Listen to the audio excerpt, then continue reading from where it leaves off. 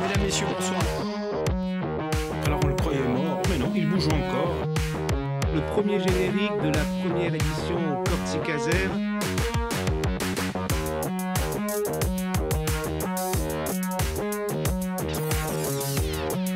Nous sommes des gens infréquentables.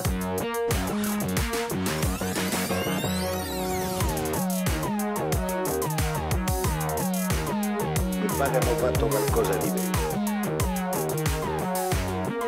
Ça y est, nous y sommes. Salut a tutti, saluto B, sei viaggiare a ritrovare per Stotia da noi.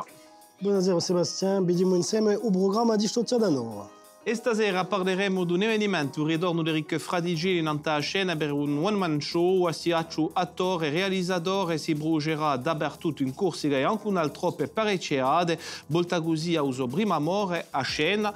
Questo ritorno si va 30 anni dopo la creazione di Zecche Pidò, volteremo l'archivio di France 3 Corsica in questo successo Maiò e poi infine parleremo di un'altra attività di un nostro invitato al cinema che a Corsica è diventata di nostri pochi anni davvero una terra di cinema con assai produzione girate qui. E per parlare di tutto questo, abbiamo il nostro invitato stasera, Lede Gabila, Eric Frattigelli. Buonasera.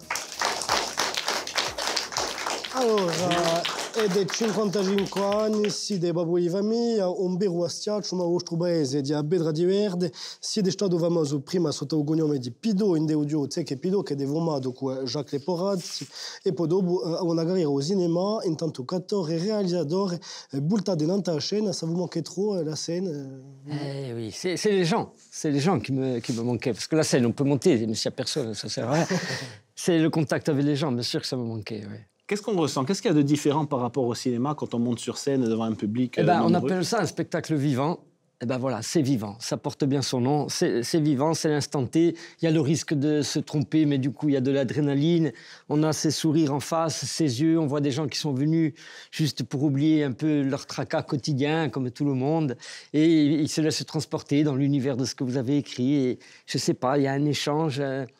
Voilà, il y a un échange qui ne peut pas se passer quand on travaille au cinéma ou à la télé, quoi. Alors, vous avez déjà retrouvé votre public à Ghisonaccia ces derniers jours, ça va continuer. Comment ça s'est passé, ces retrouvailles avec le public? Alors, moi, pour être honnête, quand je suis monté sur scène, pendant le premier spectacle, hein, parce qu'il y en a eu deux, j'avais un problème de sensation. C'était presque physique, on va dire, comme si ça faisait longtemps que je n'avais pas fait du sport et que j'essayais de rejouer au foot, par exemple. Donc, j'étais un peu déstabilisé. Bien sûr, ça n'a pas causé de problème, mais c'était juste un ressenti, voilà, qui était un peu spécial. Et puis, le lendemain, voilà, c'est comme le vélo, ça revient de suite. Bon, alors, on va parler de votre spectacle plus longuement, mais on a une tradition dans cette émission, c'est qu'au début de l'émission, on fait un petit résumé de ce qui s'est passé ce mois dernier, un zapping fait par Jean-Philippe Mattei et Jean-Jérôme Delsol. Il était environ 17h30 hier lorsque les faits se sont déroulés. La victime circulait en voiture sur la route départementale de la Plaine d'Olette lorsqu'elle a été prise pour cible.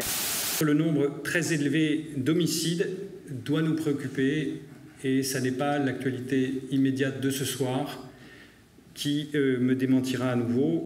Come si passera a sessione detta antimafia de l'Assemblée di Corsica.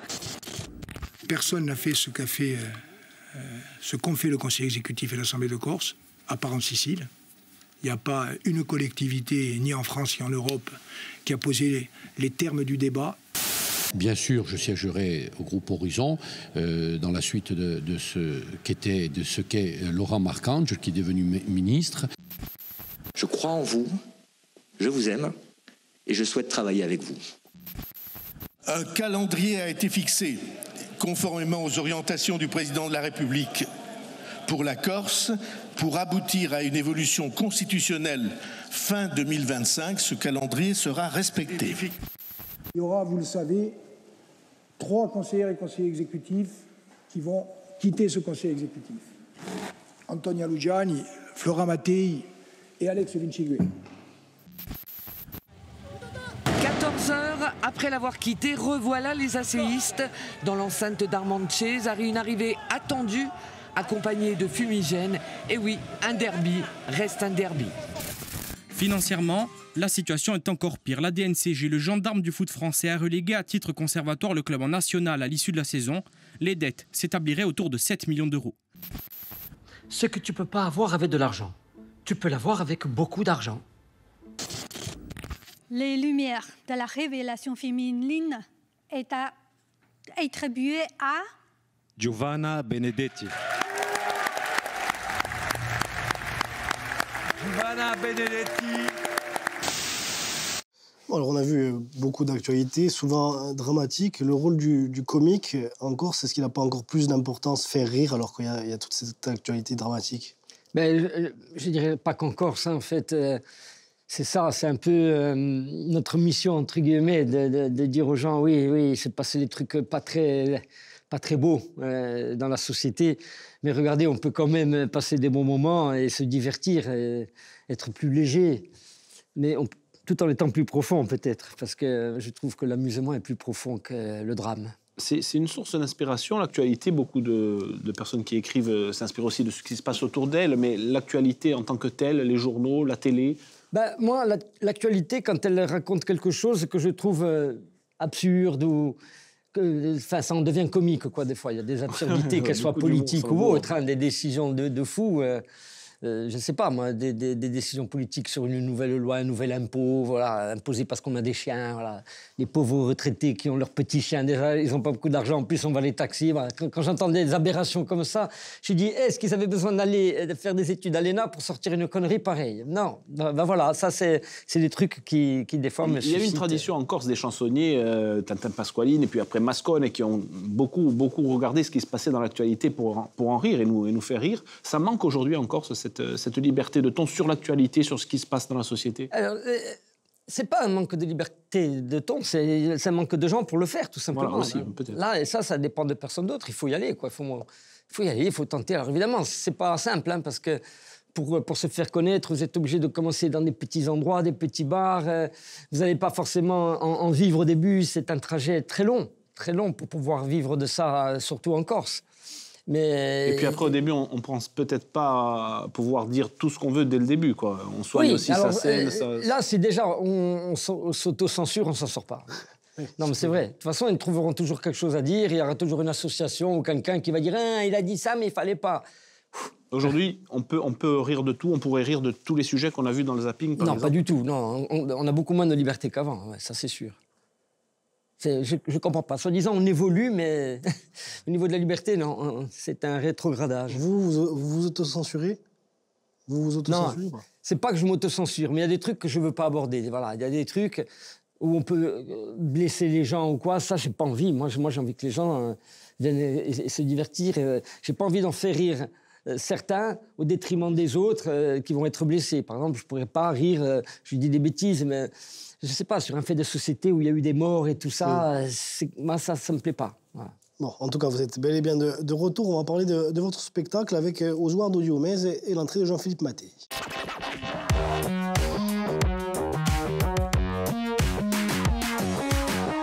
J'ai cru que c'était Paul Jacob qui rentrait. Il y a quelque chose. Hein.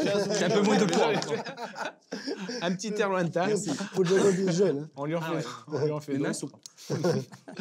Alors, buonasera Jean-Philippe, si non da cercare sapere appena cosa agire in questo spettacolo. Eric Fraticella che volta dunque a scena con un spettacolo nuovo chiamato What Happened, non so mica se pronuncio bene, un'espressione inglese che ha adoperate spesso Eric Fraticelli anante le vostre video, anante le reti sociali. E poi quando abbiamo fatto un spettacolo, non ridete mica, sans mauvais jeu de mots, diamo una notizia cascata appena tardi e poi ci diamo un bel programma, 4 date in Ajaccio, 4 in Uorgo, 2 in Portivecchio, 2 in Ghisunaccia e uno ancora ti parava sino a 20 marzo. Un programma dunque tra carco. Allora, su spettacolo appena un mischio tra uno e ciò che bovavate all'epoca, l'anzianetto di radio, posto che ripete certi sketch di prima e ciò che bovate oggi all'antenne rete sociale. Gros programme, il fallait en faire autant, beaucoup comme ça, c'est... Non, c'est que j'essaie d'aller un peu partout. D'ailleurs, dans la liste, là, il n'y a pas Calvi, hein, il y a 2 spectacles à Calvi. Peut-être qu'il y en aura un à Île-Rousse, mais bon, comme ils ont tardé à nous répondre, on va voir si on peut l'organiser. Je voulais aller aussi dans le Valink parce que j'adore le public là-bas, mais Propria n'en a pas accepté. Bah, des fois, ne vous aime pas. Voilà, 18 dates, c'est ça déjà programmé?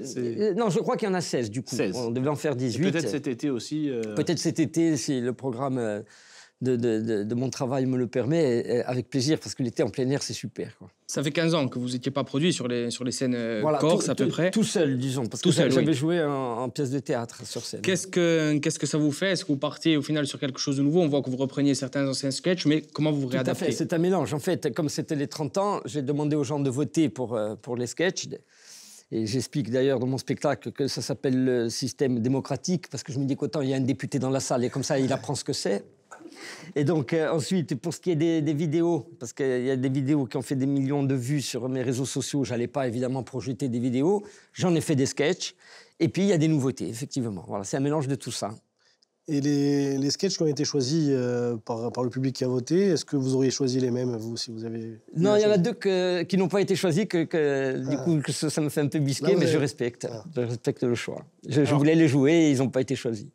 15 ans après, le public a changé aussi. Est-ce que vous avez changé votre façon de vous adresser à eux? Vous avez retouché ces sketchs, la manière de Je n'ai pas changé sur l'esprit ou le style, parce que je pense qu'ils viennent me retrouver. Donc, je ne vais pas me dénaturer. Ce qui a dû changer, c'est peut-être mon expérience de la scène, j'en sais rien. Mais... Donc, j'essaie d'être le plus naturel possible, quoi qu'il en soit. Mais des fois, vous savez, votre naturel, il y a 15 ans, n'est plus le même. Vous avez évolué ou rétrogradé, je ne sais pas, mais bon. En tout cas, là, les deux spectacles que j'ai faits, je n'ai pas senti de différence avec avant sur l'échange avec le public. Vous avez toujours la même énergie qu'il y a 15 ans? Alors, sur scène, oui, mais quand je sors... Oui, mais quand je sors, je me suis aperçu que j'en ai plus quand je sors, alors que d'habitude, il m'en restait un peu.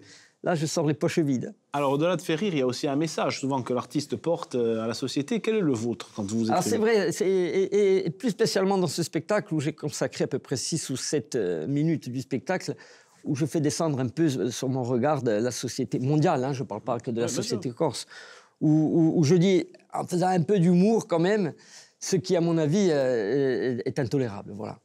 Comment est-ce que vous est venue l'idée? On sait que vous êtes quand même actif au cinéma, on va en parler un peu plus tard dans l'émission, en tant que réalisateur, aussi en tant qu'acteur. Mais pourquoi est-ce que vous êtes revenu finalement à l'essentiel, au-delà du fait que le public vous manquait? Vous savez, c'est une très bonne question, parce que je me la suis posée. En fait, au départ, elle a été juste au niveau du calendrier. Je me suis aperçu que ça faisait 30 ans cette année. J'ai dit, putain, il faut quand même que je le fête, mais c'est la mauvaise année pour moi, j'ai 2 films à faire, c'est un suicide de faire ça. 2 films en tant que réalisateur, ça prend un temps fou. J'ai dit, mais si je ne la fais pas cette année, il va falloir que j'attende 35 ans. Ce n'est pas un compte rond. Il va falloir que si j'attends 40 ans... Un peu maniaque. Donc. Si j'attends 40 ans, je vais avoir 65 ans. Il y a temps déjà, ils ne savent même plus qui je suis. Moi, j'aurais plus la force. Je dis, bon, c'est maintenant ou jamais. Donc, j'ai foncé. Ça, vous l'avez planifié avant ou... Cet été. Enfin, l'été qui est passé, quoi. C'est un peu impulsif, non, comme... Oui, enfin, tout à fait, mais il fallait prendre la décision. À un moment donné, vous savez où je sais que j'ai pris cette décision? Je me suis allé faire une randonnée au Sant'Angelo, au-dessus, là-haut de mince, comment il s'appelle ce village? Corbar? Non, pas du tout. Ah. Allez, aidez-moi, voilà, très bonne question. Ça dépend, parce que Sant'Angelo... Vous voyez, Casalta, voilà. le village juste au-dessus, à côté de Loretta di Gazinca. Oh mon Dieu, c'est une horreur, cette histoire. En régie, peut-être, on va voir. Non, mais je vois que vous avez autant de mémoire que moi. On va appeler Jean-Pierre Foucault, peut-être qu'il va... On va voir un joker. Enfin, j'adore cette montagne. Et c'est là-haut... parti en randonnée. Voilà, et là-haut, je voyais Bastia. Donc, du coup, quand je suis en randonnée comme ça, il y a plein de trucs qui traversent mon esprit. Et c'est là que j'ai dit... Il faut le faire. Mais il faut le faire. Alors, il va tourner aussi sur le continent, ce sera peut-être l'année d'après. Est-ce que là aussi, on s'adresse différemment au public? Il est universel, ce texte, il passe en Corse comme ailleurs? Oui. Ce qui est caractérisé, c'est mon accent. Mais sinon, évidemment, le texte n'est pas focalisé, c'est pas du nombrilisme sur la Corse. Au contraire. Donc on joue aussi sur la corsitude, sur l'accent, sur la caricature? Moi, je n'ai pas besoin de jouer parce que j'essaie de parler naturellement et mon accent est à couper au couteau. Donc, je ne force pas du tout là-dessus. D'ailleurs, même des fois, sur certains tournages, pour certains rôles, on me demandait de perdre l'accent. Donc, j'ai préféré perdre le rôle. Voilà, c'était pas grave. Mais non, ça, je n'accentue pas ça. J'essaie de rester naturel. Voilà. Je suis sorti de l'émission parce que j'étais encore sur le Sant'Angelo, donc j'essaie de... Il revient, il cherche C'est pas à Ventura, ce que le Sant'Angelo. Pas du tout, oui, c'est sur les hauteurs de Loreto, mais il y a un village juste à côté d'où on part pour monter. Bon. C'est la bonne question. J'ai mis une pression sur ce plateau. C'est lui qui nous pose des questions, c'est Monte. Non, Monte il est dans l'autre versant, c'est côté mer, au-dessus de Casalta et à côté de Loredo di Gazinca. Allez, vous avez à peu près 1 minute. C'est Sapienton, en fait. Bon, on verra. Bon, dans l'humour, il faut constamment s'adapter aux nouveaux modes de consommation. Jean-Philippe, il y a quelques humoristes d'Instagram qu'on a pu voir, et pas que, d'Instagram, et qu'on a pu voir ces dernières années apparaître sur les réseaux sociaux. Allora, c'è che pido, non sui Bertampetto, teatro mascone, non parla tanto, se generazione non usa più tu fa ride, tutto il mondo durante tempi e tempi, per poi 10 anni, per un detto, intanto cazzo che pido, e dopo c'è il resto. Allora, aggiunge da poi un pezzuccio una generazione nuova d'artisti e d'umoristi, se si può dire, soprattutto a rete sociale, ora pasta cronaca, ben a presentare un'ipog, a rete sociale solo qui ne ha scelto 3, Morgane, Bastide, Albertini, Bastiace piuttosto narbosa e scherzosa, Charlie Montineri, che tarocchia assai a Sominana e Isoiagari, e poi i Gongoni, che sono di più conosciuti perché sarà un bel pezzo che ha deciso, ascoltate. Le cuistot, il est parti le pêcher où, le saumon? En Norvège? Mais sois patiente. Non, moi j'ai faim. Oh, il y a eu un accident. Et il est mort? Non. Ah, pourquoi il avance pas?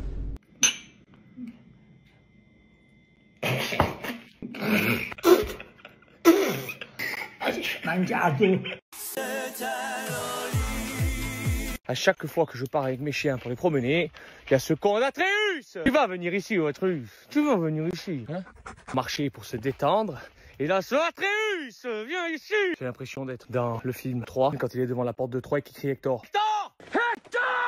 Sauce d'épines. À moi, tu m'achètes une sauce d'épines. Je bois pas l'eau de robinet. Oh, c'est pas la sauce d'épines, c'est source des pains, des pains. Ouais, mais des pains d'épines, c'est pareil. On dirait tout toi un pin, celui qui sort de ton village de merde, là. Allora, sai, vino e te visto, dopo questo ci sono i corsi che sono spatriati in continente. C'è prima Maxime Biaggi, che è stato conosciuto quasi studente all'Anta François Corse Viastiel, accompagnato da Jean-Noël Giuli e Battista Agostini Croce, diventato avvocato dopo. E oggi campa dunque in Parigi e sta a sua scena YouTube, se la si può dire così, ci si verrà creare contenuto con altri youtuber come Mr. V, Squeezie, McFly e Carlito, insomma, mica sempre conosciuti. Voilà, moi, je suis jeune, je connais. Bon, toi Pierre, ça va. Nadio scelto un altro, perché c'est tuo chef Sébastien, posto che mi pare che Bobby conoscite Julien Santino e si è scoperto umorista più tardi e se l'empati in un one man show anche d'un continente violato. Avec les personnes que je connais pas, j'aime bien faire un petit jeu. Donc je vais demander à Maxime s'il veut bien faire un Shifumi avec moi. Oui. Shifumi. D'ailleurs, à force de faire des réunions, je sais, petit secret que je vous donne ce soir, comment arrêter une réunion dans la fonction publique. Est-ce que vous êtes prêts? Est-ce que vous avez envie de rigoler? Faut avoir envie de rigoler. Il suffit de poser la question suivante. Excusez-moi. Oui, très bien. Mais au final, qui fait quoi? C'est parce qu'il vous connaît bien. Ouais, c'est ça. C'est un peu une réunion. Bon, vous aussi, vous vous êtes mis aux réseaux sociaux. Du coup, on l'a dit, on va regarder un petit extrait. Alors, quand je vous disais que les cheveux, ça sert à rien, tu sais de quoi je parle, hein? Non, parce que moi, j'en ai pas des cheveux, mais des fois, il vaut mieux ne pas en avoir que d'avoir certaines coupes, hein. Non, parce que j'en connais un. Ah, il les a, les cheveux, mais bon, ça veut plus rien dire. Ah ouais? Ouais. Je le connais, moi. Ouais. Je le connais de vue, au moins, hein. Il faudra que tu me dises qui c'est, hein, parce que si je le croise, je vais rigoler. Ouais. Non, je crois pas qu'il va vivre. Ah bon? Pourquoi? Bon, moi, j'aime pas trop les blagues sur les cheveux. Celle-là, elle a fait des millions de vues, cette vidéo. Elle était très drôle, d'ailleurs. C'était un passage obligé de se mettre sur les réseaux sociaux. Alors, moi, je ne l'ai pas pris comme ça. Je l'ai pris pour un nouveau terrain d'expression, on va dire. Parce que je me suis dit, c'est quand même fou qu'on a la liberté là-dessus. C'est beaucoup plus de liberté que sur scène ou à la télé ou au cinéma. Et donc, je me suis dit, je vais voir, je vais m'y mettre pour tester. Et ça m'offre déjà un terrain d'expression, mais en même temps, un mode d'expression différent. Donc, ça enrichit la créativité, quoi. Ça permet plein de choses. Et c'est top. Je fais ça en général dans mon bureau. Et je publie, et boum, vous touchez 3, 4, 5 millions de personnes avec un clic. C'est un truc de fou quand même. On voit de suite si ça marche aussi, puis on peut interagir, il y a des commentaires, tout ça. Ça vous Ah oui, permet de bien sûr. savoir de Alors, suite au si début, vous êtes, au début, vous essayez, mais après, vous êtes débordé, c'est pas possible. Quand vous voyez 5 6 000 commentaires, vous ne pouvez pas les lire, il y en a trop, c'est plus possible. Mais au tout début, oui, quand ça commence. Mais là, c'est plus possible. Et sur cette génération d'humoristes, on dira d'humoristes pour la plupart d'Instagram ou de TikTok, est-ce que c'est quelque chose, c'est une bonne chose pour la Moi, course, je dis que tout terrain d'expression artistique est bien. Après, ça dépend du contenu aussi qu'on y met, bien sûr. Mais là, tous les jeunes que vous avez montrés, j'en connais beaucoup, quelques-uns, là. Ils s'éclatent, quoi. Ils s'éclatent, ils ont leur public, alors pourquoi non? Alors, mais sans parler d'un en particulier, est-ce qu'après, il n'y a pas le risque aussi, vous avez parlé d'artistique, d'un peu d'amateurisme? On voit, par exemple, partout dans le monde, des vidéos qui se ressemblent, des mèmes sur... Bien sûr, mais on a le même problème sur scène. Vous allez voir des vrais pros, et puis à côté de ça, vous allez avoir des spectacles où on sent un amateurisme, et pareil... dans le cinéma, on le voit un peu moins parce que ça coûte très cher. Donc les gens, avant de mettre l'argent, ils s'assurent qu'il y ait quand même un peu de talent. Quoique, quand on voit certains films, on se demande. Mais ça existe dans toutes les expressions artistiques. Tout le monde essaye de faire quelque chose, après, bien sûr. Et vous espérez que certains d'entre eux, un jour, sautent le pas et fassent de la scène, par exemple? Mais il y en a, par exemple, j'ai discuté souvent avec Maxime Biaggi, on est copains, et d'ailleurs je lui avais proposé une pièce de théâtre, mais ils étaient à fond sur leur programme parce qu'ils ont fait Bercy. Oui, ça on l'a vu. Et ça tombait pile poil là-dedans, donc c'était pas possible. Mais je sais que Maxime Biaggi veut faire du cinéma aussi, on en parle, il y en a plein. Ils veulent passer, d'ailleurs, tous ceux qui font ça veulent passer au cinéma ou au théâtre. Je leur explique que c'est différent. C'est différent parce que ça demande beaucoup plus de travail. Je ne dis pas qu'ils ne travaillent pas, attention. Mais c'est différent. Donc je leur explique juste que c'est comme s'ils recommençaient à zéro. C'est compliqué, quoi. C'est quoi qui est différent, vraiment le travail que ça demande pour la préparation, par exemple, pour le théâtre. La posture sur scène. Oui. Le coffre aussi, je suppose, parce qu'il faut il y a tellement de choses à apprendre. Comment s'exprimer, comment se déplacer sur scène, comment retenir un texte, comment jouer avec les autres. C'est énorme, hein. C'est énorme. Vous pensez que ça peut être quand même un marchepied pour les jeunes qui se lancent là-dessus? Bien sûr. Ah non, mais c'est plus qu'un marchepied, c'est un propulseur. Quand leurs vidéos marchent... Mais ils peuvent avoir des projets grâce à leur notoriété. Après, bien sûr, il faut que le projet ne se plante pas, parce que là, ça a double sens. Si vous avez beaucoup de public, vous faites un projet artistique autre que ce qu'ils font, par exemple un film ou une pièce de théâtre ou un spectacle, et là, le spectacle, il n'est pas bon, ben là, c'est fini. Là, c'est fini. C'est ce que j'essaie de leur expliquer, il ne faut pas se rater, quoi. Justement, vous, est-ce que vous craignez des fois des retombées négatives sur les réseaux sociaux, des commentaires négatifs? Oui, il y a tellement de gens négatifs qu'à coup sûr qu'à chaque vidéo, vous vous en prenez. Puis après, ce qui arrive souvent, c'est que les gens entre eux qui s'engrainent sur les commentaires. Parce qu'il y en a un qui vous attaque, l'autre qui vous défend. Puis après, ça part sur des sujets qui n'ont rien à voir avec la vidéo. J'ai fait une vidéo sur la prostate, ils se disputaient pour les Corses et les Pinsous. Je dis, mais quel est le rapport? Excusez-moi, on a tous une prostate. Non, enfin, bon, bref. C'est aussi le risque ça, des c'est un peu un truc négatif des réseaux sociaux. Et comment vous les vivez, vous, quand vous voyez une critique négative? Je regarde plus, je peux plus. Déjà, il y en a trop, donc je n'ai pas le temps matériel de les regarder, et je préfère les éviter. Je dis, disputez-vous, hein, tant pis pour vous. Hein. Et je ne vais pas vous demander, vous préférez faire des vidéos sur TikTok, Instagram ou faire de la scène? Je suppose que il n'y a pas photo. De toute façon, la scène, c'est ce que je préfère de tout, y compris le cinéma, la télé, ça passe derrière. Ça. Comment est-ce que pour un jeune, pour un jeune qui veut se lancer, vous avez cité notamment Maxime Biaggi, comment justement est-ce qu'on peut franchir ce pas-là? Est-ce que c'est plus dur en 2025 de se lancer qu'en 1995 quand vous l'avez fait vous? Je dirais à tous les niveaux, y compris financiers. Non, c'est plus facile aujourd'hui grâce à ça, justement. Voilà. C'est un tremplin énorme. Avant, on n'avait pas le choix de prendre tout le sanctuaire très long pour arriver. Voilà, il y avait tout un trajet et pouvait pas. Nous, il n'y avait pas Internet quand on a commencé avec Sec.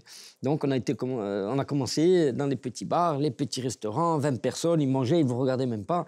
Ça, vous faites des vidéos, vous avez déjà 1 million ou 2 millions de personnes qui vous suivent. Vous louez une salle, vous allez remplir 200 personnes, et dans une vraie salle. Donc, c'est un accélérateur. Bon, faut quand même être drôle, hein, si c'était pour vous la question. C'est pas pour moi, je sais pas, mais c'est lucide, merci. Oui, il y a des paramètres quand même inévitables. De base, si on peut faire d'autres vidéos. Justement, vous avez parlé de Tseke Pido, on va revenir sur cette success story. J'ai toujours rêvé de dire success story, j'ai un peu Nikos. C'est beau, hein? Dans chaque émission, il essaye de le placer. Alors, on en parle dans Memoria.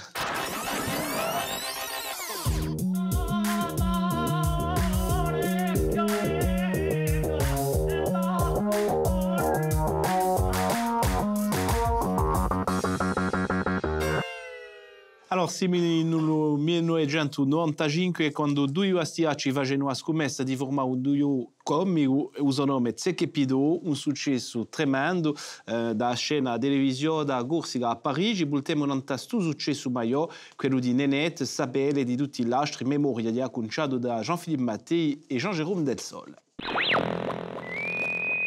Ici la Corse. Vous êtes-vous posé sur Mars? Non, c'est posé sur Ubuntu. Qu'il est con. Oh, j'ai pas compris la cacciade. Un succès en Corse qui s'est confirmé il n'y a pas très longtemps. Vous avez fait le théâtre de Bastia, 2 soirs de suite, c'était complet. Vous faites les fous avec Cézanne. Vous mettez pas le casque? On sait, mais alors, régalé. Vous passez en cabrant devant les Romains pour les narguer? C'est pas moi, monsieur le CRS, c'est lui. Hein. C'est grâce à Jacques si aujourd'hui je fais ce métier. Genre, merci. Tseke Pido se démarque. Voilà. On nous laissait faire ça, en fait. Oui. Pido, quoi? Tu vois pas si on serait un canon pinzudo?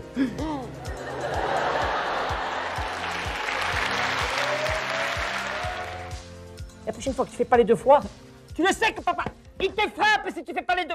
Va au schéma. En fait, c'est un petit peu comme Laurel et Hardy. Il y a... Ok, c'est le coup. Non, c'est pas... Tu t'arrêtes, hein? On se connaît depuis 86. On est des amis avant tout. Ouais. C'est surtout Tseke, Jacques, quoi, qui est comédien, qui depuis tout petit voulait faire du théâtre. C'est lui qui m'a entraîné un peu là-dedans. Moi, j'aimais déconner avec les copains au resto, mais il n'était pas question de monter sur scène. J'avais même horreur de ça. Et il m'a entraîné là-dedans, ça m'a plu. Puis c'est un type comme Jacques, plein de qualités, quand même. Très gentil et tout. C'est vraiment un ami, quoi. St'amicizia porterà i due bastiaci a fare le prime scene a metà degli anni 90. I suoi gesti e sue bestialità e magari a non i pedi aspetti di corsi li apriranno presto e porte d'un successo. La première année, vous avez fait combien de spectacles en une saison? Première année, en 96, 18. 18. Voilà. En 97, je sais plus combien, un peu, déjà une trentaine on approchait. Hein, voilà. Et puis après, 98, 99, 99 c'est fracassé, hein, ça y est, on n'en peut plus. On sort dehors de la boîte, tu sais qu'est-ce qu'il me dit? Qu'est-ce qu'on fait? On va chez moi. Je dis non, on va foutre à côté de la friteuse. C'est le bouche à oreille qui a marché? Je crois que c'est ça. Hein? Il y a eu un petit déclic pour cette année quand même avec France 3. Comme on avait un petit... Hein, on disait des bêtises à France 3 pendant Roland Garros, et ça a bien pris aussi. Hein? Voilà. Ah, tu as, c'est un fou, alors. Les sirènes du port d'Alais. Toi aussi, chez toi, fais pareil. Tseke Pido, c'est un duo.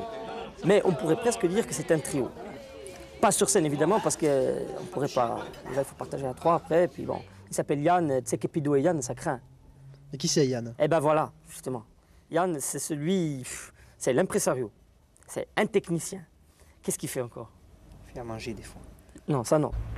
On a dit que j'étais manager, technicien, des fois lumière, des fois son, rod, chauffeur. Je crois que si on veut résumer vraiment, je suis ami au départ. Ils sont pas là? Eh, 2 secondes au Pitsuda, tu m'y arrêtes. Ici, ça y est, on commence à nous connaître et on veut surprendre d'autres personnes. Hein. Alors là, il y a Paris. Paris, c'est le meilleur rempli pour ça. Hein. Sous le ciel de Paris s'envole une chanson. Elle est née d'aujourd'hui dans le cœur d'un garçon. Évidemment, il faudrait jouer toute une année sans autre forme de pub que le bouche-oreille pour remplir tous les soirs.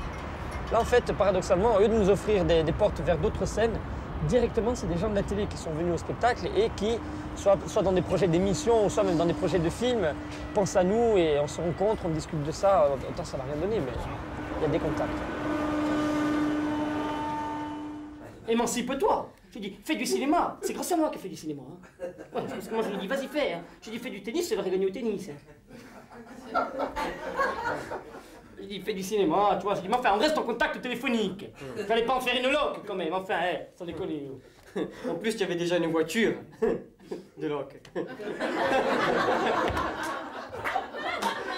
Oh putain. Après plusieurs mois à Paris, Tsek et Pido reviennent en Corse et sont même l'une des figures de proue de l'antenne de France 3 Corse avec les Storti.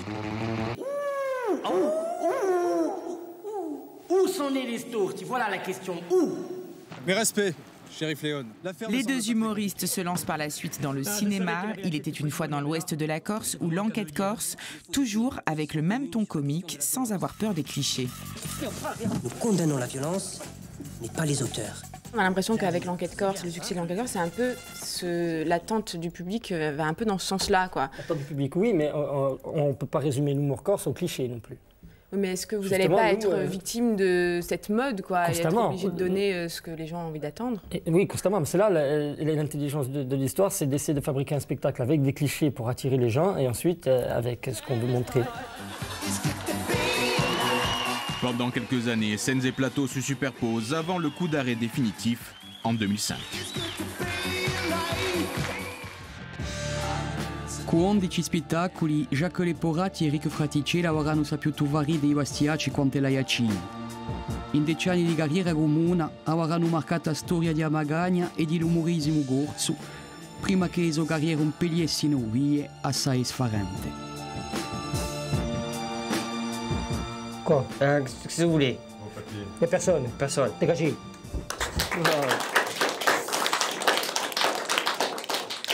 Il y en a qui diraient Tamanta Strada, quand même. Ah oui, là, c'est sûr. Non, c'est... Là, je les sens, les 30 ans. Hein. De métier, hein. Pas... J'ai un peu plus que 30 ans.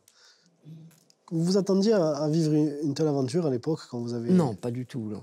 Alors, je sentais que c'était possible.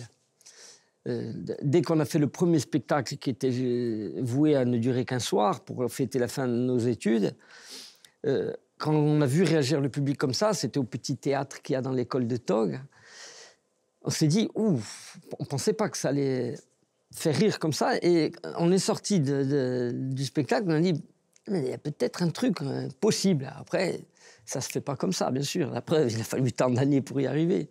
Mais on a senti que c'était possible, mais jamais on aurait pu... Enfin, moi, personnellement, en tout cas aujourd'hui, j'aurais jamais pensé faire tout ça, non.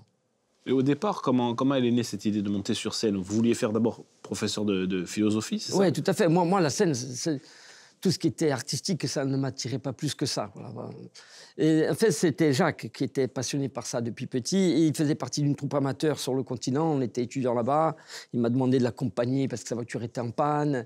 On était aux répétitions. Il manquait quelqu'un pour refaire la réplique. Je leur ai donné la réplique. Et ça s'est passé comme ça. Finalement, la personne qui manquait n'est jamais venue. J'ai joué avec eux. C'était du théâtre classique.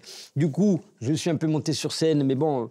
C'est parce que moi, j'allais jamais en cours, je me faisais chier, donc du coup, j'ai dit, ouais, pourquoi pas, allez. Et après, pour fêter la fin de nos études, comme on était frustrés de ne pas avoir des gros rôles dans ces pièces-là, on a dit, bah, viens, on écrit au moins un spectacle. Voilà, c'est vraiment et parti c'est quand d'un que vous y truc, avez cru véritablement Alors moi, à la sortie du premier. Déjà. Jacques, il a fallu un peu plus de temps pour qu'il dise allez, on y va. Mais j'ai senti de suite, on est bien d'accord, j'ai senti le potentiel, mais ça ne voulait pas dire... Oui. Que j'étais certain de là où on allait. D'ailleurs, quand j'ai dit à mon père, après 8 ans d'études, « Papa, je ne vais pas enseigner, je vais faire des sketchs dans des bars. » Bon, ben voilà, je lui ai enlevé à peu près 5 ans d'espérance de vie. Je pense à mon père, il a pris un coup de vue. Aujourd'hui, je ne regrette pas ça. Non, aujourd'hui, non. Bon, ma question, c'était celle-là, Sébastien. Voilà. Merci d'être venu. On l'a cramé. On l'a cramé. Merci, monsieur Jagobi, en tout cas, d'être passé. Merci. Non, mais il y avait des centaines de dates, c'est vrai, avec Tsek et Pido. C'est une vraie mania. Ça, c'est une réplique que je pense que je prends à Pierre. Mais est-ce que c'est compliqué de garder la tête froide, justement, quand on voit un tel succès? On le voit dans le petit sujet, vous faites une dizaine de dates, une vingtaine de dates, pas plus en 95, en 99, vous vous projetez déjà sur Paris. Comment est-ce qu'on fait pour garder les pieds sur terre quand on voit ça? En travaillant beaucoup, on n'a pas le temps de se prendre pour un autre. Enfin, c'est en tout cas le chemin que j'ai trouvé, moi, pour garder les pieds sur terre. Parce qu'on peut avoir les pieds sur terre et la tête dans les étoiles, c'est ça. Du coup, il faudrait être grand, du coup, bien sûr. Non, mais on était tellement dans le... On regardait pas loin. Et on travaillait beaucoup, parce qu'un spectacle par an, en écriture, en création, ça demande un travail énorme. Et on en a fait 11 en 10 ans. On n'a même pas eu le temps de se monter la selle. On n'a pas eu le temps. Peut-être que par moments, on avait des attitudes, sans qu'on s'en aperçoive, qui montraient que peut-être on se prenait pour d'autres. Mais en tout cas, on ne l'a jamais ressenti. Voilà. Et vos modèles à l'époque, bon, en Corse, il y avait Hubert Tempête, il y avait Mascone. Est-ce que ça vous a inspiré ces Alors moi... Par exemple, si j'allais parler d'un modèle, c'était plutôt Mascone. Je ne parle pas forcément pour le contenu, parce qu'ils avaient tous des talents, et donc c'était pas ça. C'est que ça a été le premier dans le comique, en Corse, à vraiment faire ça d'une manière professionnelle. À savoir, je ne dis pas que les autres ne l'étaient pas, mais il y avait des contrats, il y avait une équipe, il y avait du matériel. Le mec, il était vraiment... très professionnel, un peu comme l'ont été les Mouvrines ou Avillé, bien avant beaucoup d'autres groupes.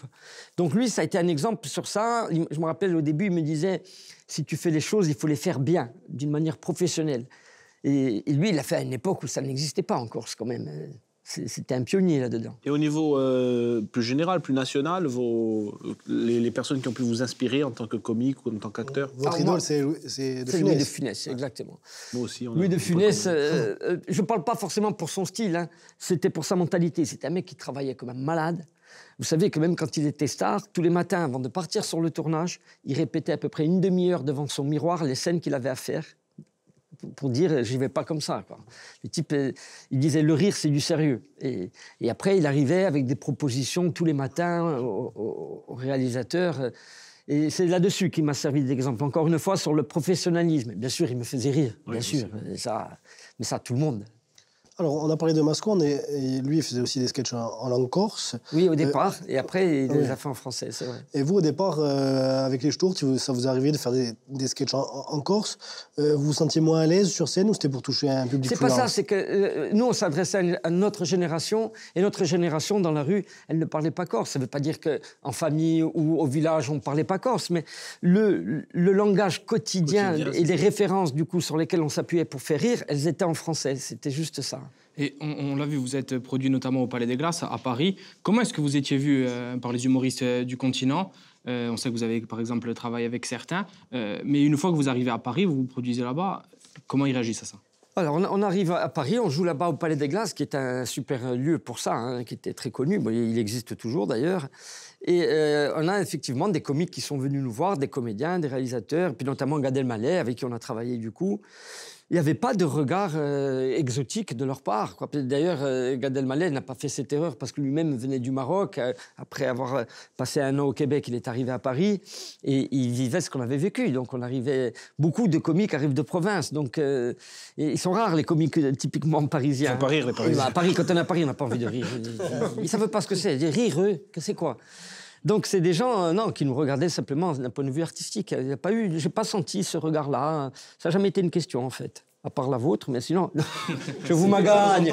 Au bol, on peut l'appeler Paul. Pour une fois qu'il avait une... C'était la tienne. Il avait une question personnelle. Il faut bien qu'on magagne un peu. C'est Jeff Panaclock, en fait.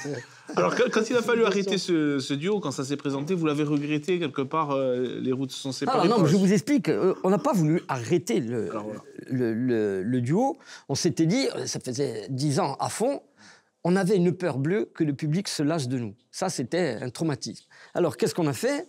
On a dit, on va se faire 3-4 ans de respiration pour que le public ait à nouveau envie qu'on revienne et on va écrire des spectacles pendant ces 3 ou 4 ans. Sauf que pendant ces 3 ou 4 ans, Jacques Tsek, donc, a eu l'envie et le besoin d'écrire un spectacle solo. C'est la liberté. Pourquoi non? Il l'a fait, ça s'est pas bien passé, il en a fait un derrière, ça n'a pas marché. Il a arrêté et du coup, on n'a pas repris le duo. Et moi, il fallait bien que je travaille et j'ai continué seul. Ça s'est passé comme ça. Est-ce qu'il y a eu... Je ne vais pas faire un résumé bidon, mais oui. Est-ce qu'il y a eu un essoufflement, justement? Est-ce qu'il y a eu des indicateurs en 2005 avant que... Non, mais justement, si vous attendez qu'il y en ait, c'est déjà trop tard. Et bon, pour vous, ça a été une réussite quand même, Oui. Mais peut-être ça aurait été une réussite si on avait continué ensemble aussi. Je ne sais pas. Mais comment vous vivez justement le fait de passer d'un duo à un one-man show? On se rappelle quand vous étiez tous les deux sur scène, souvent vous partiez en fou rire. Évidemment. Au niveau du plaisir sur scène, quand on est deux, c'est le top. Parce qu'on partait en fou rire, en magagne. Maintenant, je ne peux pas partir en fou rire tout seul avec moi-même. Voilà, c'est de la schizophrénie. Moi, ça m'arrive. Schizophrénie complète. Non. Évidemment que ça, c'est pas aussi riche quand on est seul. En revanche, la performance d'être seul demande beaucoup plus de travail et on est obligé de se perfectionner. Et ça, c'est un truc, nous, on ne cherchait pas forcément à se perfectionner, ça venait tout seul. Ça, c'est un truc qui m'aurait manqué en restant en duo, peut-être. Je sais pas. Sur votre carrière solo, on dira, vous avez fait 3 spectacles. En solo, 3 spectacles. Là, c'est le 4e. Vous attendiez un tel succès parce que ça avait beaucoup marché quand même. J'ai eu peur parce que quand j'ai vu que Jacques, ça marchait pas, je dis est-ce que ça va se casser la gueule? Ça a très bien marché, ouais. Ça a très bien marché. Du coup, j'ai enchaîné. Pareil, j'ai pas regardé si c'était bien, pas bien. J'ai continué mon chemin, quoi. C'est un peu ça. Vous savez, je compare mon trajet à quoi? Quelqu'un qui est sur un vélo, ça monte comme ça. Et il pédale la tête dans le guidon. S'il commence à regarder comme ça, il va abandonner. Donc, quand j'arriverai au col, on verra. On est déjà descendu du vélo il y a un moment, vraiment. Au col de Sant'Angelo, d'ailleurs, à Silvareccio. On a trouvé le village, bravo. Silvareccio, c'est un très beau village. Allez, oggi mi interessa la vostra personalità da più vicino di ora della nostra cronaca paese con François Albert Bernardi.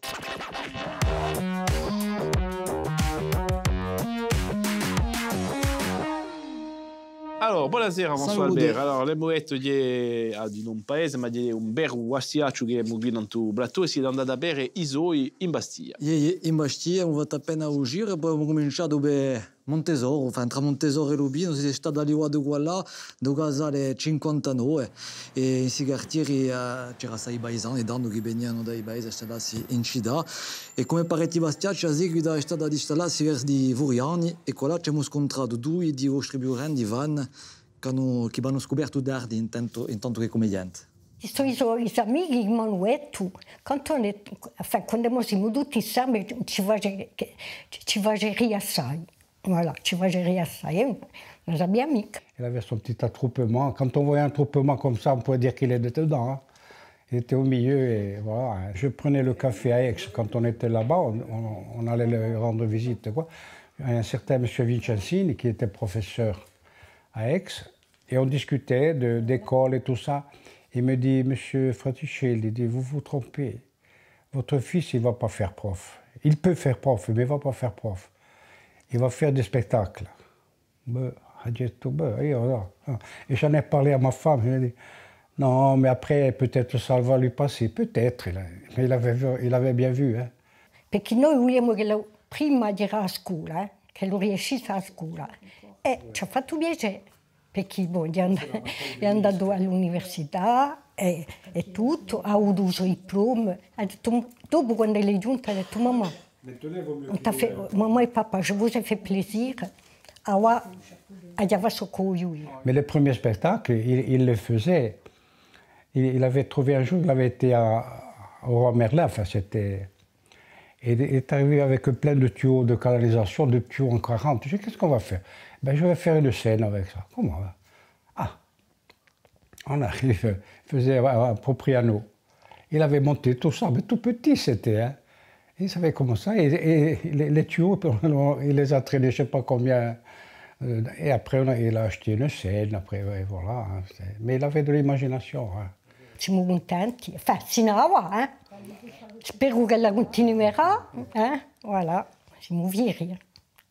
Bon, siamo contenti, assai contenti, hein. Assai, ouais.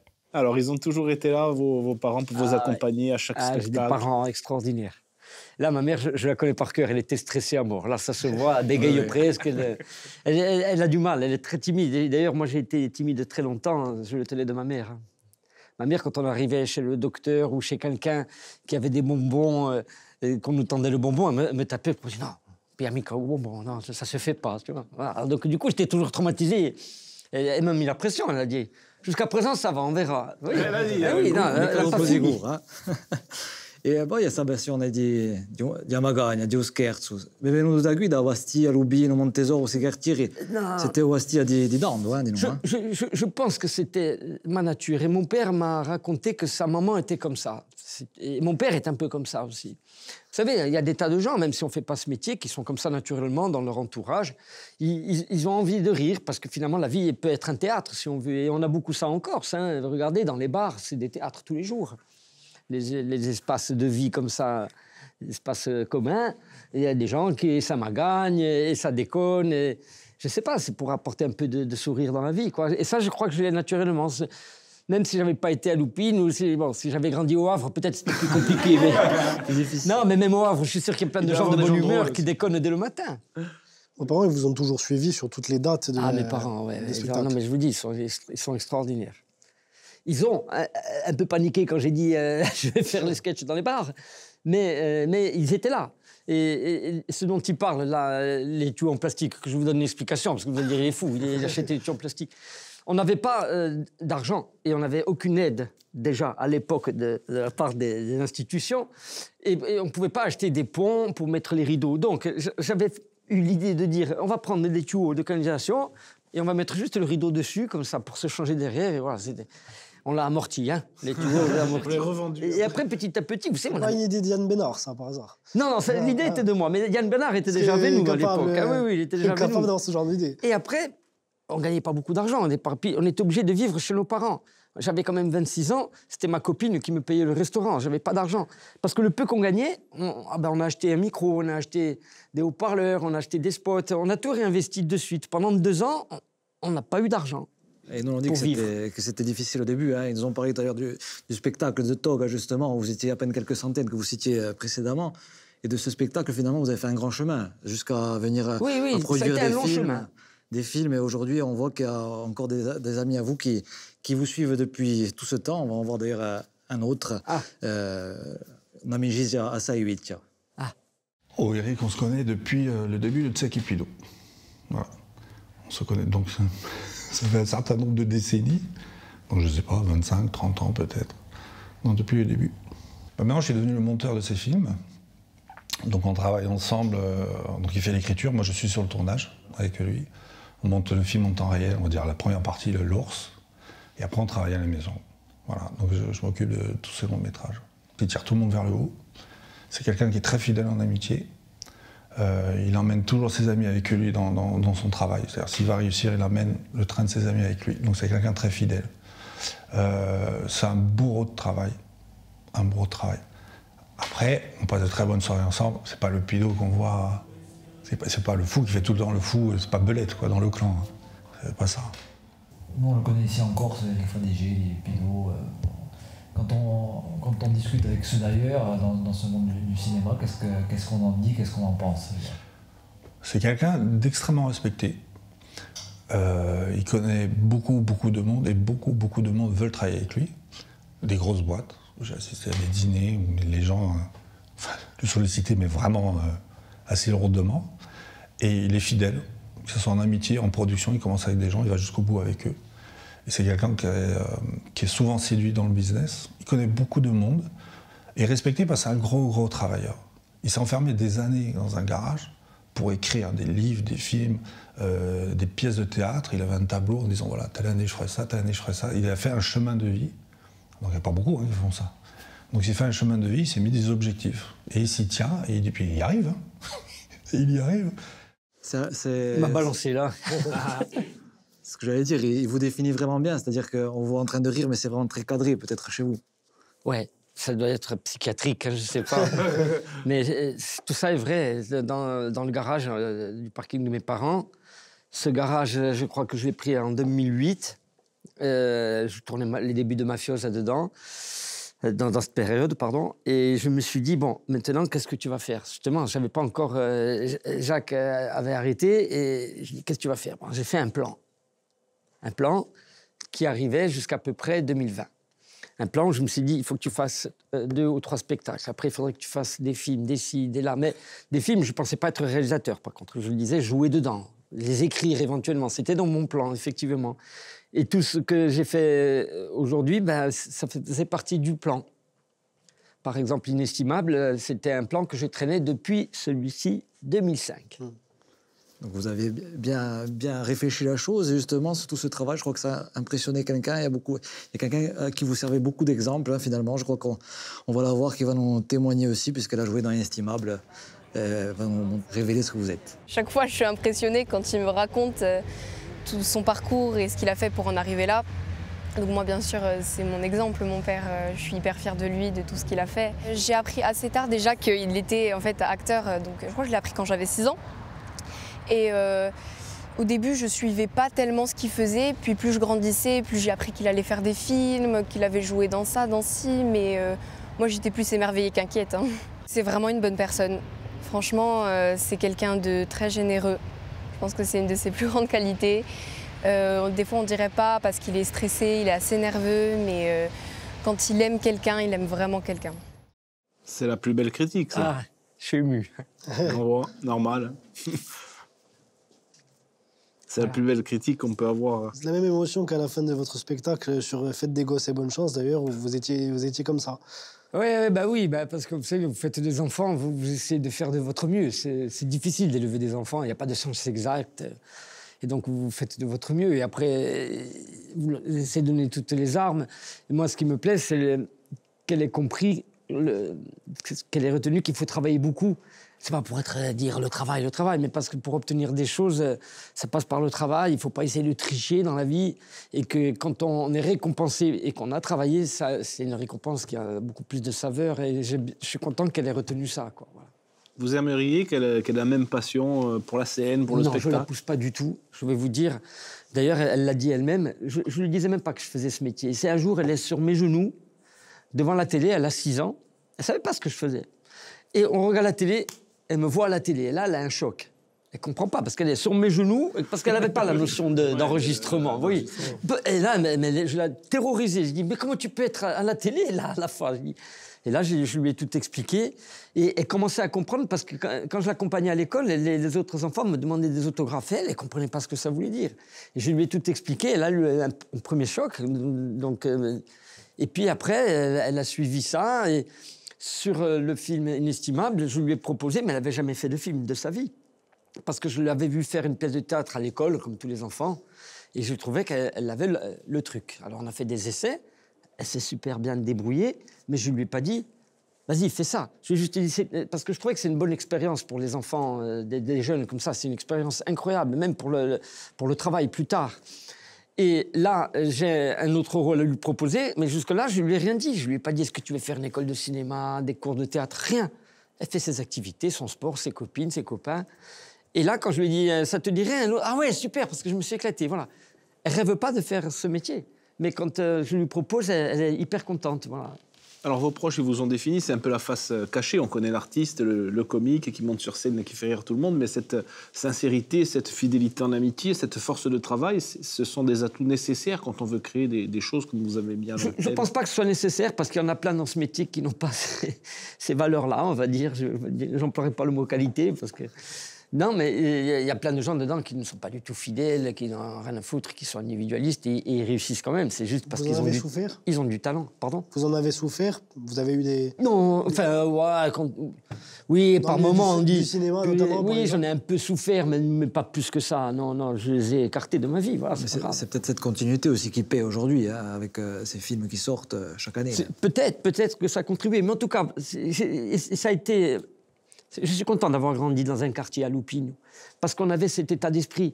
Voilà, s'il y avait un paquet de curly, on le partageait à 4. Non, mais vous voyez, alors que peut-être que si j'avais grandi dans une villa, tout seul, le paquet de curly, j'aurais pris l'habitude de le manger seul et je ne l'aurais jamais partagé plus tard. Je ne sais pas, j'en sais rien. Mais d'avoir vécu avec des copains et des copines en bande, ça m'a peut-être inculqué ça. Et aujourd'hui, j'en ai besoin pour me sentir bien. C'est pas pour avoir un entourage, hein, parce que il ne faut pas croire que quand on est entre copains, c'est moi qui vais toujours parler et que les autres... Non, chacun sort sa connerie, chacun... Mais justement, sur votre tempérament, des fois, il est quand même assez différent de ce qu'on peut voir sur scène. Vous êtes sur scène, vous courez dans tous les sens, vous sautez, vous vous baladez en string. Et en fait, dans la vie, on a l'impression que vous êtes quand même quelqu'un de pudique. Oui, c'est vrai. Oui, ça peut... peut-être que les gens ne vont pas le croire, mais c'est vrai. Oui. Voire timide, encore un peu. Il doit rester quelques traces. Ça peut paraître paradoxal, mais c'est vrai. C'est vrai. Mais d'ailleurs, vous savez, Pierre, il a travaillé avec moi. Il nous a accompagnés sur certaines tournées. Il faisait partie de mon équipe, le pauvre. C'est pour ça que... C'est pour ça qu'il a fini à la télé. Et puis, voilà, j'ai cru qu'il avait vu... j'ai cru qu'il avait vécu de ce qu'il y avait de pire. Ben non, il a fini à Villasté. C'est qui est encore pire. Je me baladais pas en string non plus, hein, pour autant. Dommage.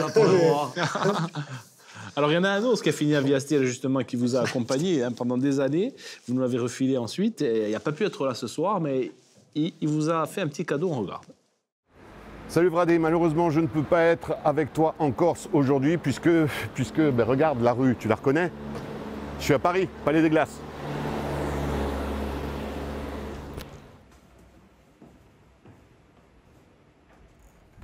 Bien voilà, c'est dans cette salle que durant de nombreux mois on a eu des merveilleux souvenirs. Et là la salle n'a pas vraiment changé, regarde, on retrouve les bancs. À l'époque il y avait des coussins, il n'y avait pas la bande LED, moi j'étais juste là en face. Et la scène elle n'a pas changé. Derrière les loges, et puis vous qui arriviez ici au début du spectacle avec des lampes frontales, et puis là, le public à pratiquement 1 mètre de vous, cette proximité qui était très agréable, mais en même temps qui des fois générait quelques surprises. Je pense que tu te souviens de cette anecdote où Jacques était allé dans le public avec sa lampe frontale, tu raconteras ça à Pierre et à Sébastien qui sont à côté de toi. Et puisqu'on en parle, je voudrais quand même les remercier, Seb et Pierre, puisque c'est grâce à eux que malheureusement je ne peux pas être avec toi aujourd'hui, puisqu'ils me font travailler à Paris. Alors, je fais pas une balance, mais c'est Sébastien, c'est un peu moins émouvant quand même que votre fille. Non, mais c'est quand même émouvant parce qu'on a tellement vécu de choses. Il est drôle, hein, des fois. Oui, ça peut. C'est sûrement involontaire, mais. On regarde beaucoup de Alors, des grands souvenirs. Pardon? Cette anecdote, qu'est-ce que c'était? Oula, voilà, alors. Je ne sais pas si on peut dire ça à la télé. Non, mais justement, donc, c'était un sketch où on avait des lampes frontales et c'était dans le noir, d'accord? Et tu sais qu'en plus, n'est pas quelqu'un qui sait très bien rebondir quand il se passe quelque chose d'imprévu, s'approche au premier rang et il voit, il y avait un couple devant et la femme, elle a levé son pull, quoi, puis elle a montré sa poitrine comme ça. Et ils étaient tout contents, le couple. Apparemment, ils allaient provoquer. C'était des provocateurs, quoi, des exhibitionnistes. Et là, Jacques, il m'a regardé. J'ai cru que la lampe, elle allait exploser sur la tête. Ouais. Du coup, il a eu du mal à continuer le sketch, quoi. Alors, vous vous lancez dans une autre aventure, c'est celle d'écrire pour d'autres. Vous écrivez le spectacle de Jean-François Perronne, plus connu sous le nom de... J'ai fou le gnou. Voilà, J'ai fou le gnou. C'est pas compliqué. Alors, c'est un autre exercice, c'est plus difficile... D'écrire pour quelqu'un d'autre. Alors, peut-être si on ne connaît pas la personne, oui. Je ne sais pas. J'ai jamais fait pour quelqu'un que je ne connais pas. Je parle de spectacle, de scène. J'ai déjà écrit des scénarios que je ne savais pas pour qui c'était. Mais le scénario, c'est plus facile à écrire. Et là, d'écrire pour Jeff, je le connais tellement bien que ça n'a pas été... je ne dis pas que c'est jamais facile d'écrire, hein, mais je veux dire, ça n'a pas été un exercice plus compliqué que quand je le faisais pour moi, quoi. Voilà. Est-ce que lui, en revanche, il s'est mis davantage à la pression parce que c'est ses premières scènes à Jean-François Perronne, justement, avec votre écriture à vous, est-ce qu'il s'est senti de suite à l'aise ou il a un peu stressé? Ça a été du travail. Ça a été du travail parce que c'est la première fois, malgré que ça faisait des décennies qu'il faisait du théâtre, qu'il montait seul sur scène. Et je lui ai dit, méfie-toi, c'est l'exercice le plus compliqué, en tout cas, c'est mon avis, pour un artiste. Un artiste de comédien, hein, je ne parle pas des peintres. Hein. Et donc, il est d'accord avec moi aujourd'hui. C'était hyper compliqué au début, surtout que j'ai mis en scène, j'ai pas fait que l'écrire, et c'était très difficile. Et au début, il n'y arrivait pas. Après, il a toujours une marge de progression très lente au départ, et après, il monte en fusée. Et à 2-3 jours de sa première, il était vraiment stressé et il n'était pas prêt. Il faisait beaucoup de blocages sur scène. J'ai compris que son problème, il ne venait pas de la mémoire du texte, parce que ça faisait 3 mois qu'on le répétait. Il était sur son feeling. Alors j'ai dit, allez, stop, plus aucune répétition. Maintenant, c'est sur le mental qu'on va travailler. Et donc, il a fait la première, il a réussi. Mais vraiment, elle était très bien. Et ensuite, il s'est perfectionné. Et en 20 spectacles, là, après avoir fait la Belgique et tout ça, aujourd'hui, il a compris. Il a compris comment ça marche. Et là, il s'éclate. Vraiment. Et vous y mettez la même exigence, vous, que si c'était pour votre spectacle? Évidemment, oui, bien sûr. Parce qu'en fait, celle qui met la pression pour l'exigence, c'est la comédie, c'est même pas moi. La comédie est très exigeante, beaucoup plus que le dramatique. Alors, on va parler d'une autre casquette. Du coup, on a parlé du théâtre. On va aborder maintenant le cinéma. Diano Strotia da Diomèse.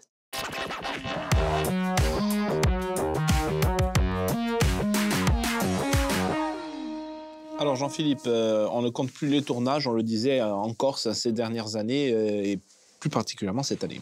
Io o Sebastiano Cinema Corso è sempre stata attivo che sa a Zapem, ma si può gani pareti film di qualità sosciuti in sale scure, ne piaremo 3 di 2024 che hanno avuto assai successo e hanno un denominatore comune, la violenza c'è tra presente, mais ce serait réducteur de limiter qu'à cela évidemment. Allora prima Bulario parla di un film di Thierry de Peretti a son image, una datazione di un romanzo di Jérôme Ferrari. Dopo l'ultimo film di Frédéric Farucci, Le Mohican, uscito qualche settimana fa, Alexis Manenti ci gioca un ruolo di un pastore messo sotto pressione da banditi per costruire i sotterranei e suppone a che sta intrenando una scappata, una frenesia assai ben ritrasmessa in un film. E poi infine c'è Le Royaume di Julien Colonna che tratta di una famiglia radicata a violenza qui, a sta maniera di campare, sempre minacciata in concorrenza. Questo film che dunque è stato selezionato al Festival di Cannes, che a Zapemo e poi ultimamente è nominato ai César intanto in una categoria miglior premier film. Sa violenza piace ai realizzatori, vediamo qui, si vede manco all'attore. Allora 3 giovani si sono rivelati l'anno scorso, la prima più famosa Giovanna Benedetti, una gasata appena conosciuta in Corsica, ha ricevuto il premio Lumière 10 giorni fa, tiene un ruolo di Lesia in un Royaume, figlia di un bandito in piena guerra mafiosa.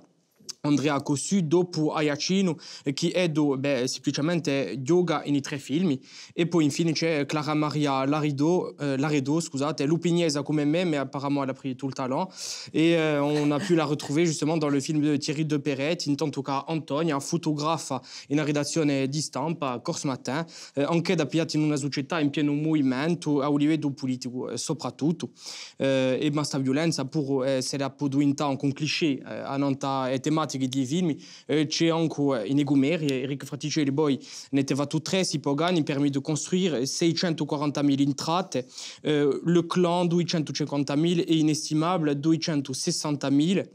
Allora, si vede qui, donc hanno fatto comunque belli score in continente, ma hanno battuto tutti i record, se la si può dire così, in Corsica è battuta un'amica nunda Titanic, ne parlava ancora, inestimabile 55.000 entrate in Corsica, le clan 63.000 e permis di costruire 60.000.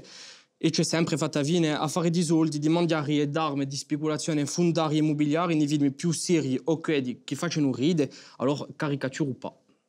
Caricature. Bon, déjà, on ne peut pas avoir de comédie sans caricature. Hein.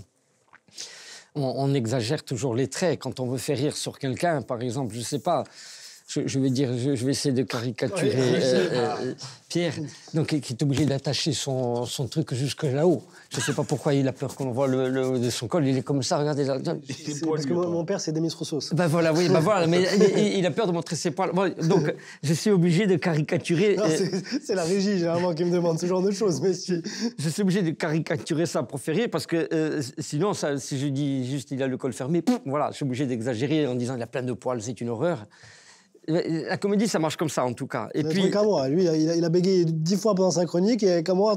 Oui, après, non, par exemple, je vous donne un exemple, parce que c'est un truc... c'est une compétence d'avoir ça, d'avoir juste un fait. De quoi, de bégayer? Par exemple, non, de prendre un simple fait et d'appuyer dessus. Certains appellent ça une caricature. Non, c'est juste un focus. C'est pas une caricature, c'est un focus. Par exemple, j'ai jamais vu un blond parler aussi bien corse. C'est rarissime. Voilà. Non, mais ça c'est juste un focus. C'est pas une... Alors, vous allez... Et là, on peut dire en matière de critique, c'est un focus de dire que les Corses sont bruns et jamais blonds. La preuve que non, bien sûr. Mais qu'est-ce qu'on fait si on fait pas ce focus, on ne peut pas faire rire. Je parle en tout cas de la comédie. Ensuite, pour les sujets de films un peu plus dramatiques, si on traite de la vie de chez nous, bon, bah, à moins qu'on se bouche les yeux, ça fait partie de la vie. Alors, s'il faut ne pas en parler, bah, n'en parlons pas. Mais si on doit mettre des barrières sur l'expression artistique, c'est dangereux. C'est le début du fascisme, de faire des portes comme ça en disant « vous ne devez pas parler de ça, arrêtez de parler de ça, arrêtez de faire ci ». Non, on n'est pas obligé d'aller les voir, ces films. Si on n'aime pas, si on est contre, on n'y va pas, c'est tout, il ne faut pas interdire. Ça fait moins polémique maintenant, quand même. À l'époque de Mafiosa, c'est vrai qu'on se... À l'époque de Mafiosa, il y a eu des motions à la collectivité. Vous vous rendez compte, les politiciens qui disent « il faut interdire ça ». Aujourd'hui, il y a des financements. Alors que la réalité, mais bien sûr. Alors que la réalité était plus grave que tout simplement, il faut laisser les gens un peu libres. Même les critiques journalistes se croient super-héros autres en disant ça c'est bien et ça c'est pas bien, et qu'est-ce que tu en sais, toi, ce qui est bien, ce qui est pas bien, c'est Dieu qui te l'a dit. Et c'est pareil pour ces politiciens, ils vont nous dire non, ça il faut arrêter, ça, mais qui se la ferment un peu, qui prennent leur souffle, ça leur suffit, et qu'ils arrêtent de nous donner des leçons tout ce temps qu'ils sont ceux-là. Voilà. Alors, vous disiez tout à l'heure, pas aller sur certains sujets parce que ça pouvait vexer les uns ou les autres, mais il y a aussi, vous le disiez également, on ne peut pas rire de tout aujourd'hui quand on s'attaque à un groupe. Bon, vous avez parlé des Blonds, il n'y a pas d'association de Blonds pour l'instant. Mais il faut pas dire s'attaquer parce que le président, justement, il ne faut pas s'attaquer. C'est pas une attaque, il faut le présenter en disant regarde, on plaisante. Évidemment, c'est aussi la manière de plaisanter. Les sketchs de Coluche aujourd'hui, et on les ferait aujourd'hui, ce serait évidemment, même les inconnus, ils se font attaquer, bien sûr, c'est vrai. Non, mais ça, c'est des artistes. Bon, ben, on n'aime pas, on n'y va pas. On peut même dire dans les soirées, n'y va pas, moi ça m'a pas plu.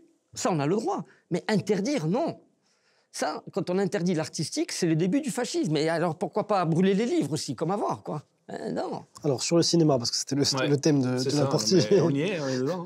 Le fait qu'il y ait une telle pluralité, en tout cas multiplication des tournages ces derniers temps, en Corse, est-ce que c'est une bonne chose? Il y a assez de travail pour tout le monde? Bien sûr, ça fait déjà beaucoup de travail de gens, mais pas forcément lié directement aux équipes des tournages, sur les retombées économiques. Vous savez, je vous donne un exemple. Quand je fais permis de construire en Balagne, on est à peu près 70 techniciens qui sont logés pendant à peu près 2 mois et demi, là-haut.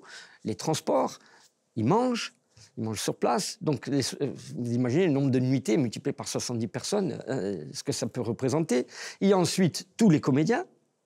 Ça aussi, et vous laissez à peu près 3 millions d'euros de dépenses de ce type-là sur place, dans une période où peut-être il n'y aurait pas eu cette rentrée d'argent. Et ensuite, il y a, mais ça les gens le savent un peu moins, les retombées à la sortie du film. Il y a des retombées touristiques. Quand vous dépensez sur place 1 euro pour un tournage, vous récoltez en tourisme 3 euros. Ça attire le tourisme. On ne sait pas pourquoi, ça, j'en sais rien. Hein. Mais ça veut dire que quand vous laissez sur place 3 millions, donc c'est déjà 3 millions pour la région, ça va en entraîner 9 par le tourisme. On est à 12 millions déjà. Donc, c'est pas pour parler que d'argent, mais si vous voulez, c'est important ça pour la région, parce qu'aujourd'hui, sans l'économie, on ne fait rien. Vous pensez que c'est sous-exploité peut-être aujourd'hui le cadre corse? Je ne peux pas dire ça, parce que quand même, il y a une démarche auprès de la collectivité et tout, qui favorise...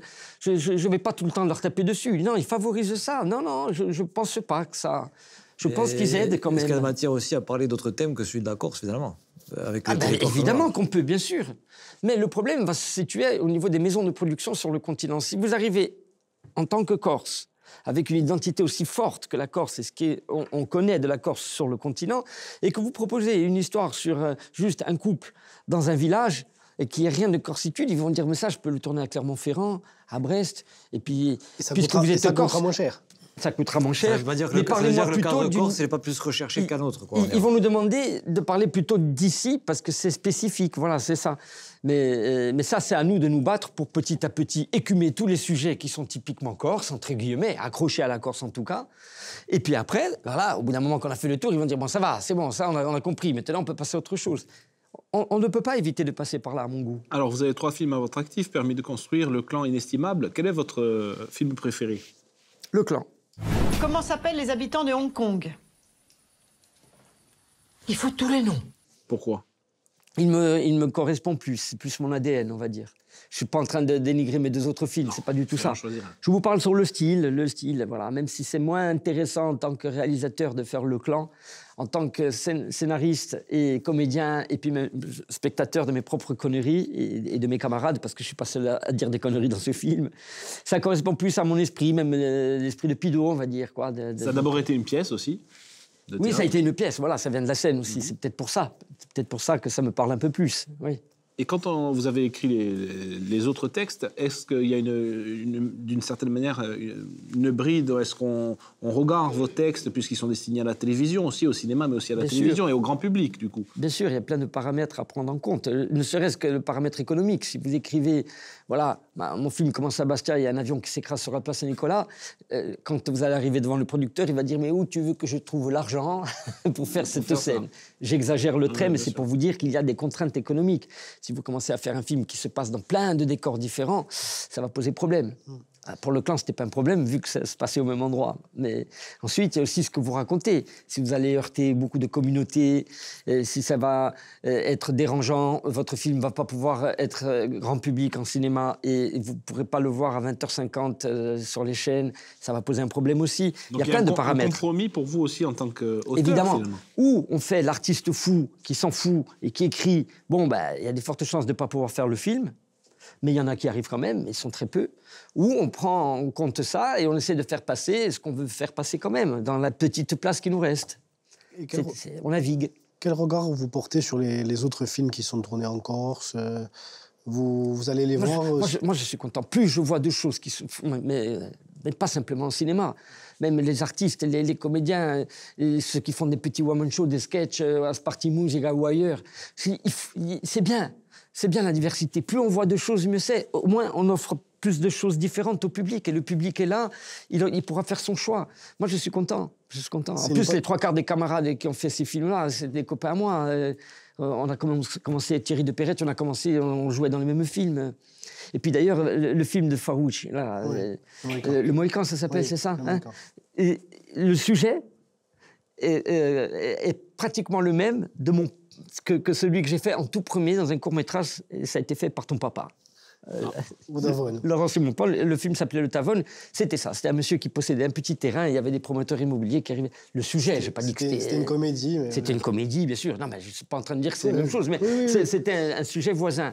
Et donc, je suis content que Farouch, que je connais depuis Viasté, là aussi, ait fait ce film. Je l'ai pas encore vu, celui-ci. J'ai vu le film de Thierry de Perret et j'ai vu Le Royaume aussi. Celui-là, j'ai pas encore vu, mais il est sorti, il n'est pas encore sorti. Il a fait les avant-premières. Ah oui, mais j'ai pas eu l'occasion. Alors, votre actualité, c'est la suite de Permis de construire, qui devrait se tourner fin mars en Corse, du coup. Oui, fin mars, début avril en principe. Alors, on peut en savoir un petit peu plus sur le scénario, sur le... Le scénario, oui, je peux vous en dire un peu plus. En fait, donc, Didier Bourdon incarnait un personnage qui, finalement, à la fin du premier, s'installe en Corse, en voulant monter un centre médical et tout ça. Et la suite, c'est quelqu'un qui vient du continent, qui lui rachète ça, qui rachète donc le centre médical et qui a demandé à un ami à lui de venir lui donner un coup de main, notamment un psy. Donc il y aura un cabinet de psy en balade dans ce centre médical et qui va recevoir les gens du village et différents personnages. Donc s'il n'y a pas de changement, le personnage qui rachète tout à Didier Bourdon sera incarné par Patrick Timsit et le psy, Cadmerade. Ça c'est... S'il n'y a pas de changement, c'est un métier où il y a beaucoup de changements. Vous avez écrit dans le garage aussi, ça? Non, depuis 2 ans, j'ai trop de boulot. Puis j'ai un âge où je ne supportais plus l'humidité du garage. Bon, alors là, on a parlé du côté réalisateur, mais aussi en tant qu'acteur. Vous continuez votre carrière, vous serez aussi à l'affiche de la série Plaine Orientale sur Canal, sans doute à l'automne prochain. Votre carrière d'acteur, elle a pris son envol à quel moment? Qu'est-ce que c'est qui vous a fait... Alors, elle a débuté vraiment comme une fusée avec l'Enquête Corse. Et bizarrement, pendant 4 ans, il n'y a plus rien eu, parce que le rôle était trop marquant, et dans une comédie typée et caractérisée corse. Donc, du coup, il n'y a rien eu pendant 4 ans. Et 4 ans après, j'ai commencé à faire un film avec Jean-Paul Rouve sur l'histoire d'Albert Spaggiari, où il y avait Depardieu et tout ça. Et puis là, dans la foulée, il y a eu Mafios, la saison 2. Et avec Mafios, ça s'est installé. On en a fait quand même plusieurs saisons. Et là, après, je sais pas, il y a eu plein de tournages. Je sais pas, il y en a plus d'une trentaine en tout, je sais pas, j'ai pas compté exactement, mais ça s'est fait comme ça. Là encore, j'ai pas regardé. Des rencontres, des connexions qui se créent sur les tournages, finalement, qui ont permis... Sur les tournages, effectivement, c'est beaucoup un métier de relation, comme ça. Et puis, des gens qui vous voient et qui, du coup, vous appellent. Est-ce que vous vous êtes senti cantonné à un moment donné, soit à de la comédie, soit à jouer le rôle du voyou corse Non, je ne réfléchis pas comme ça. Je me rappelle d'une interview de Louis de Funès, justement, qui m'avait beaucoup influencé, où on lui disait « Mais pourquoi vous vous cantonnez au comique ?» Il a dit « Parce que c'est déjà hyper compliqué à faire, si en plus je m'attaque à autre chose. » Il a dit « C'est mon style. » Donc, voilà. Non, moi, ça me gêne pas, moi, qu'on me dise « Soit tu joues le voyou, soit tu joues le comique. » C'est déjà beau, vas-y, essaie de faire les deux, tu verras, c'est facile. Et est-ce que vous refusez des fois des choses que vous n'arriveriez pas à jouer? Oui, j'ai refusé un rôle, et d'ailleurs, on en a fait un court-métrage encore avec ton père. Il faut que tu me dises qu'il arrête... Non, mais qu'il me lâche les baskets un peu, ton père, tu vois, à un moment donné.